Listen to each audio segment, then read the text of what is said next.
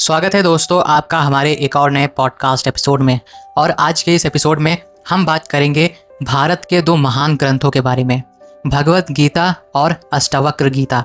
दोस्तों, अष्टावक्र गीता आपके लिए नया हो सकता है क्योंकि ये भगवत गीता के जितना प्रसिद्ध नहीं है।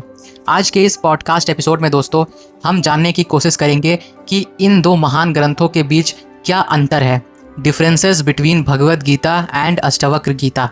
दोस्तों, इस पॉडकास्ट में बने रहिएगा क्योंकि हम इस पॉडकास्ट में इन दो ग्रंथों के बारे में जानेंगे। तो चलिए शुरू करते हैं। पहले बात करनी चाहिए दोस्तों अष्टावक्र गीता के बारे में। अष्टावक्र गीता दोस्तों एक महान और गहन ग्रंथ है जो महर्षि अष्टावक्र के द्वारा राजा जनक को एक उपदेश के रूप में सुनाया गया था, बताया गया था। दोस्तों, इनके सिद्धांत वेदांत से इंस्पायर्ड हैं।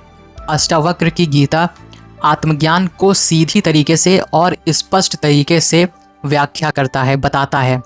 अष्टावक्र गीता हमें यह सिखाता है कि आत्मा अनंत, अजर और अमर है और यह सारा संसार केवल एक माया है। अब बात करते हैं दोस्तों भगवत गीता की।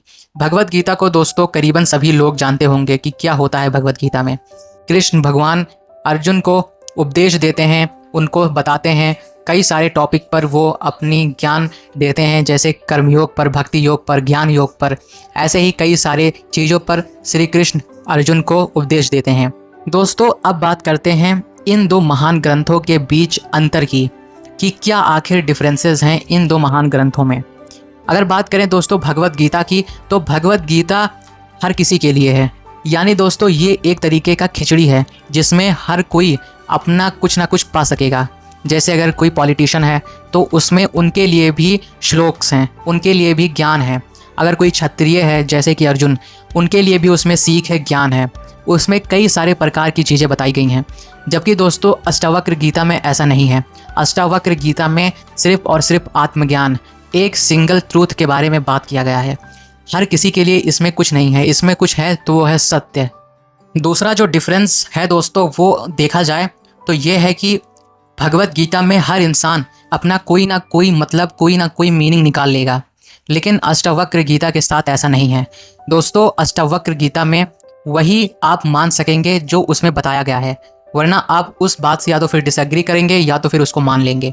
दोस्तों भगवत गीता में 2 और 2 4 होते हैं और 2 और 2 5 भी हो सकते हैं, लेकिन अष्टावक्र गीता में 2 और 2 सिर्फ 4 हो सकते हैं, 5 नहीं होंगे।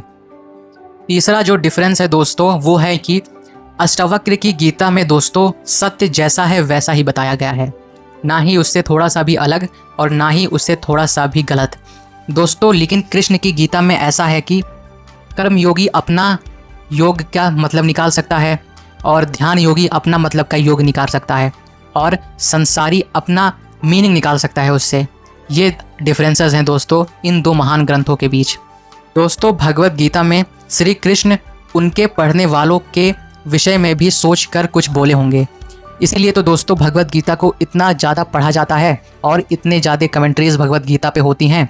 लेकिन दोस्तों अष्टावक्र गीता में ऐसा नहीं है। अष्टावक्र को कोई फ़र्क नहीं पड़ा होगा ये सोचकर कि इसको पढ़ने वाले समझेंगे या नहीं। उनको बस दोस्तों यही समझ होगी कि सिर्फ और सिर्फ सत्य ही लिखा जाए या बताया जाए। इसीलिए दोस्तों अष्टावक्र की गीता को काफ़ी कम लोग ही पढ़ते हैं और समझ पाते हैं, क्योंकि उसको समझना मुश्किल है, जबकि भगवत गीता को समझना काफ़ी आसान है। आसान इसलिए है दोस्तों क्योंकि हर इंसान अपना मतलब बना सकता है भगवत गीता को पढ़कर, लेकिन अष्टावक्र गीता को पढ़कर आप अपना मतलब नहीं बना पाएंगे। या तो फिर उस बात से आप एग्री हो जाएंगे या तो फिर आप डिसएग्री होंगे। ये थी दोस्तों कुछ अंतर भगवत गीता में और अष्टावक्र की गीता में। इस वीडियो का पर्पस दोस्तों सिर्फ और सिर्फ इन्फॉर्मेशन स्प्रेड करना है, किसी भी ग्रंथ को हेट करना नहीं है। और अगर आपको ये वीडियो पसंद आई हो तो वीडियो को लाइक ज़रूर से करिएगा। मिलते हैं दोबारा से नेक्स्ट वीडियो में।